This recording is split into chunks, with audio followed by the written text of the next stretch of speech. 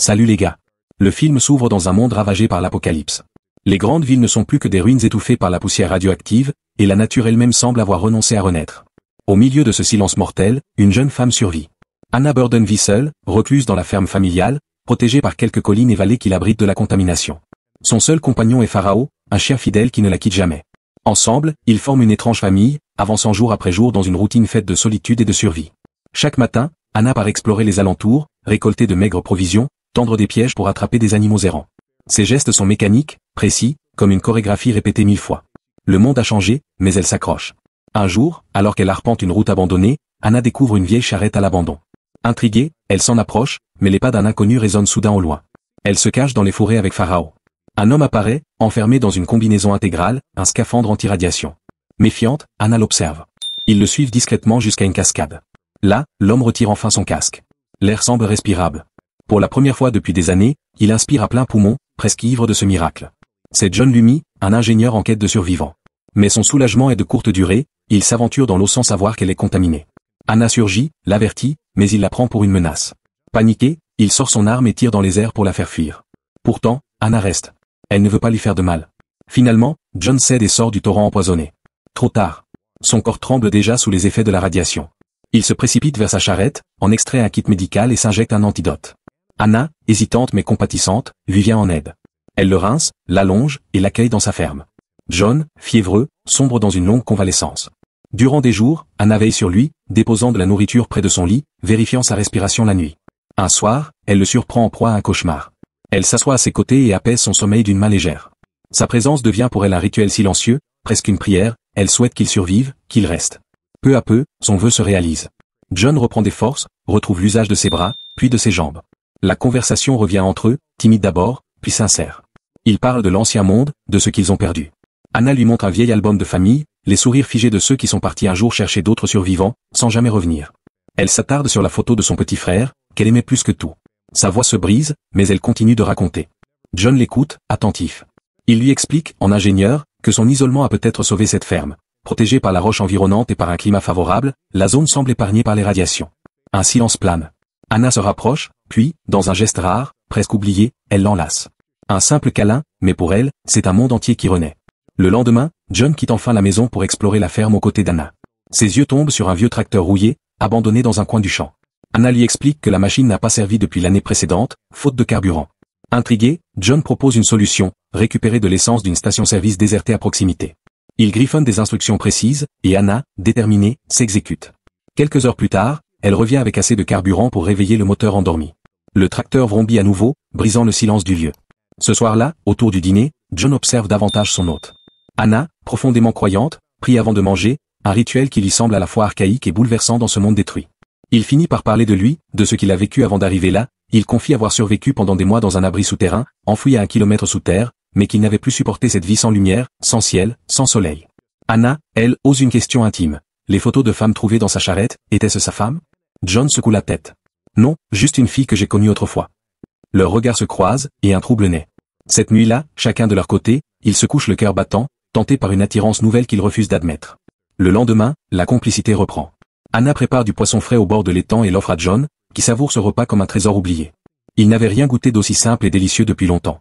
En retour, Anna lui raconte l'hiver terrible qu'elle a traversé. Privée de générateur, incapable de stocker ses réserves, elle avait frôlé la mort par le froid et la faim. Touché, John décide de réparer l'appareil défectueux. Tout en bricolant, il imagine plus grand. Transformer la cascade contaminée en source d'énergie hydroélectrique, en construisant une roue d'eau à partir des planches de l'ancienne église. Mais pour cela, il faudrait abattre le bâtiment sacré. Anna blêmit.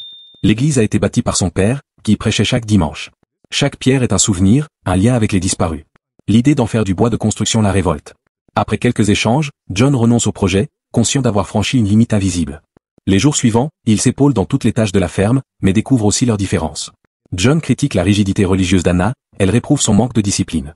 Une tension discrète s'installe entre eux. Puis, un après-midi, Anna tombe sur John dans une supérette abandonnée. Le sol est jonché de bouteilles vides. Il est ivre, titubant, moqueur. Il rit de ses propres excès, raille Anna qui engloutit des sucreries mais ne touche jamais à l'alcool. Malgré son agacement, elle l'aide à se relever et le ramène à la ferme. Quand elle tente de l'assister, de lui retirer ses vêtements trempés de sueur et d'alcool, John perd le contrôle. Pris d'une colère soudaine, il la plaque contre le mur et hurle qu'il n'a besoin de personne. Anna, fragile et intimidée, le regarde avec effroi. Le charme qu'elle ressentait s'effondre en un instant. Elle quitte la pièce, tremblante, consciente qu'il a franchi une ligne dangereuse. Le lendemain matin, John, honteux, vient s'excuser avec sincérité. Anna, d'abord hésitante, finit par accepter, préférant reprendre le fil de leur quotidien comme si rien ne s'était passé.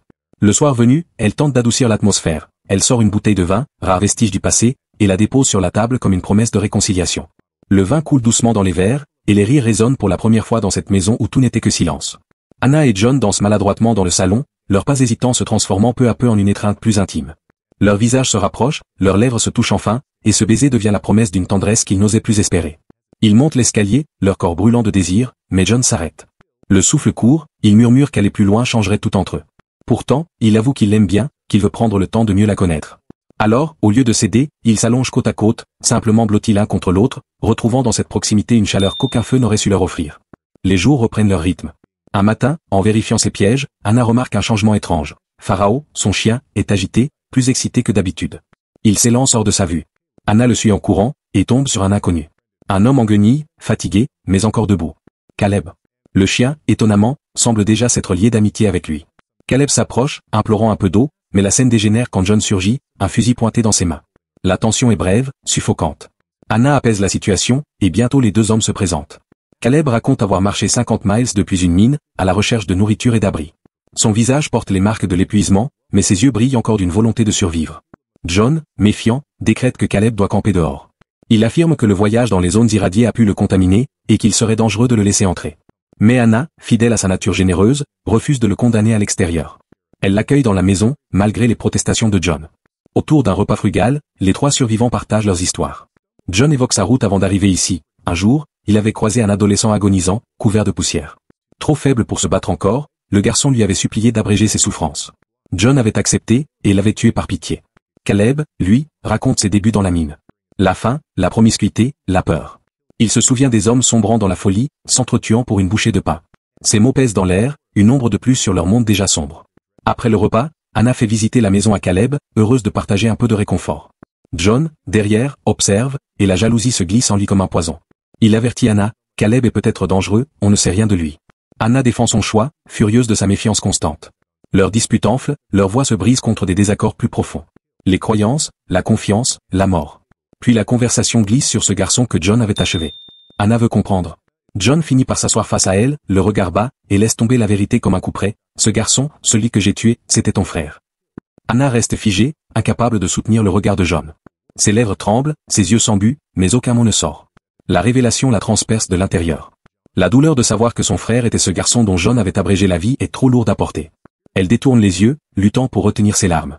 Le lendemain, John et Caleb partent ensemble chasser la dinde sauvage. Dans la forêt, Caleb, plus insouciant et léger, cherche à détendre l'atmosphère. Il parle de sa proximité spirituelle avec Anna, allant jusqu'à suggérer, à demi en plaisantant, un pari pour gagner son affection. John, lui, ne goûte guère à cette provocation. Sa personnalité rationnelle et sérieuse contraste violemment avec la désinvolture de Caleb. Ils atteignent bientôt la cascade. John explique à Caleb son projet avorté de transformer le torrent contaminé en source d'énergie grâce à une roue hydraulique, un projet abandonné à cause de l'église d'Anna. Mais lors du dîner, Caleb relance le sujet devant elle. Cette fois, à la surprise de John, Anna ne rejette pas l'idée. Elle avoue être prête à envisager de sacrifier l'église si cela permet de bâtir un avenir plus sûr. Pressée par les arguments de Caleb, elle donne finalement son accord. Le lendemain, le chantier commence.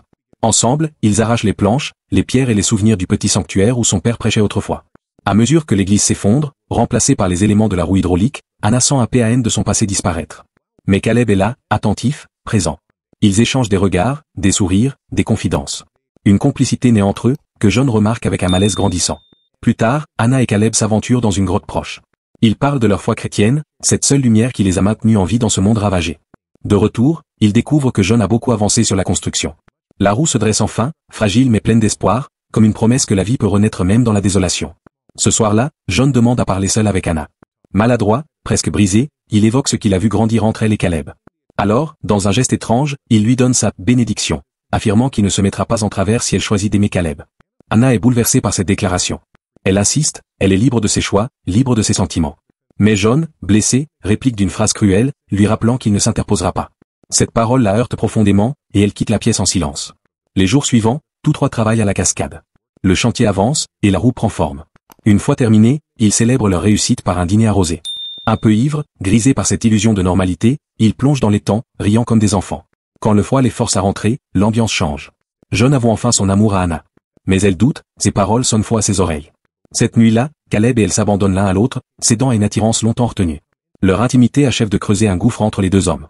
Le lendemain, John et Caleb continuent à travailler ensemble, dissimulant leur rivalité sous le poids des tâches. Mais la tension demeure. En escaladant la structure, Caleb glisse à 2 reprises, et John le rattrape chaque fois, jusqu'à ce qu'il s'arrête. Leurs yeux se croisent. Caleb, suspendu au bord du vide, cherche une aide qui ne vient pas. John détourne le regard. Lorsqu'il revient seul à la ferme, Anna comprend.